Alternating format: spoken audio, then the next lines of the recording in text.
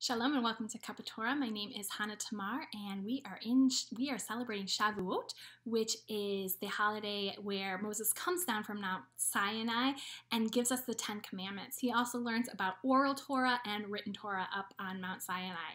And I want to talk about his awesome leadership skills, because Moses did not want to be a leader, but he was forced into this role.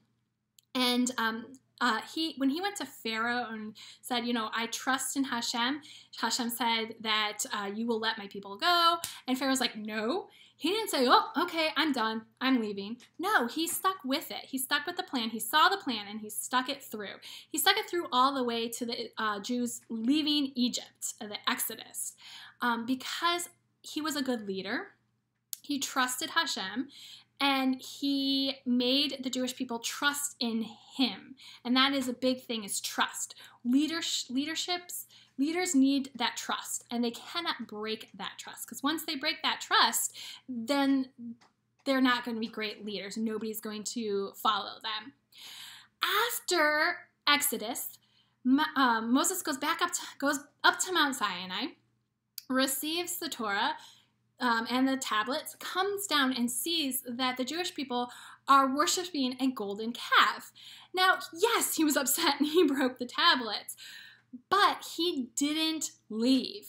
He said, I know that you need structure. I know that you need a good leader, and I can be that great leader. So he goes back up to Mount Sinai and gets more tablets. Now, again, since he received oral Torah and written Torah up there, he knew that he was not going to see this project through because he wasn't going to see the land of milk and honey. But he knew that the Jews needed a leader, and he knew that he needed to teach leaders how to be a good leader. So he came back down. He didn't give up.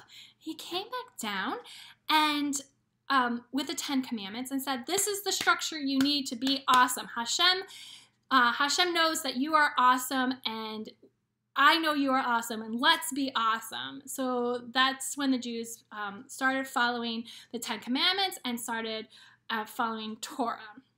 So Moses is this great leader, and he lives to make these other great leaders of Israel, so that we could be a group of awesome people that Hashem knew we are.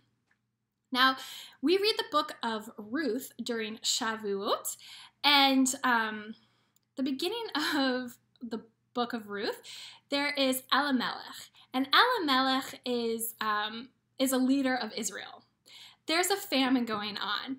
And instead of staying and saying, I'm going to stick with you guys, I'm going to help you out, I'm a good leader, he just up and leaves with his family.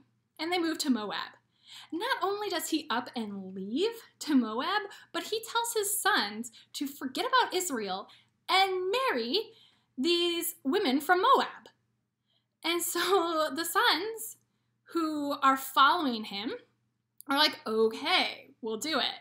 Well, that's not good leadership skills, because when things got rough, he just up and left.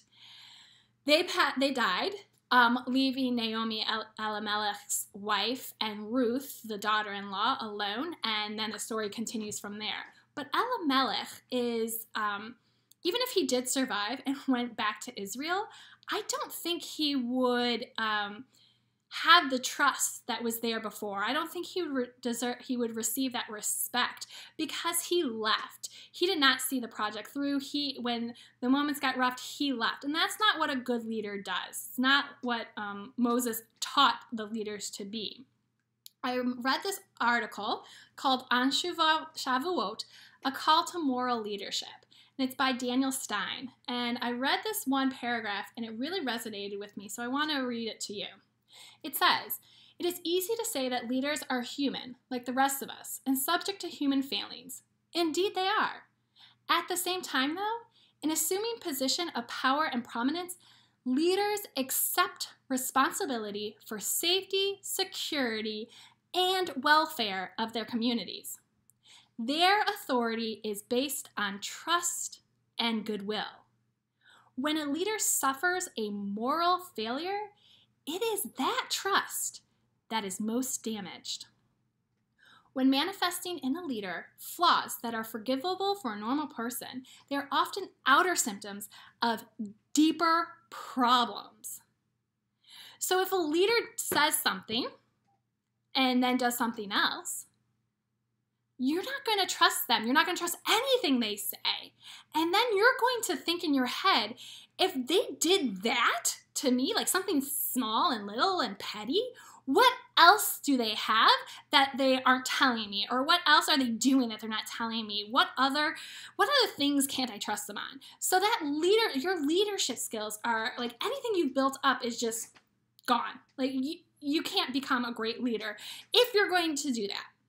So this week, I want us to be these awesome leaders, to be these awesome role models that Hashem knows we are, because Torah is inside of all of us. And Moses, the greatest leader of all, taught us to be these great leaders. And so, as a teacher, I know that a small thing that I do in my classroom can manifest into something bigger later on in life.